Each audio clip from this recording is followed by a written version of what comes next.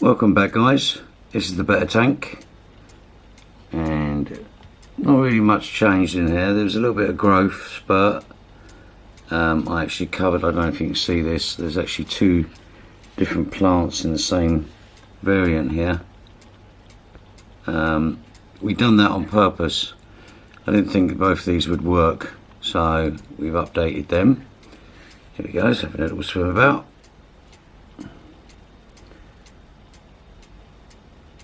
And they're doing really cool in here. I do like the idea of Betta tanks. Very healthy tank. Oh, here comes the other one. Jelly belly. They seem very comfortable. I've got 27 degrees, seems to be the right temperature for this tank. Mix up the feeding habits. They do like a bit of that as well, so I've mixed up their feeding habits. I tend to feed them once a day, about an hour and a half before the light goes out, and I do pellet and frozen different each day, and they seem to be very happy. There is a little bit of flow in the tank, but as you can see, if I open the top of the tank, it's hardly moving, and they're liking it. There's the water lettuce.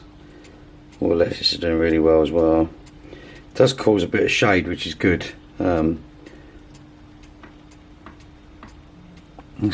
bits on top of the water, some bubbles there, but yeah, that's doing all right. I mean, again, this is sort of like the first attempt at what I would say is an underrated fish.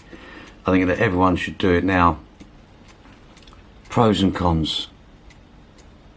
Let's have a look at pros and cons. The pros of keeping these, I think they're quite low maintenance. I mean, you've got your basic water changes and checking of the tank. The filter in this tank particularly is very, very low maintenance. They don't seem to do a lot of mess.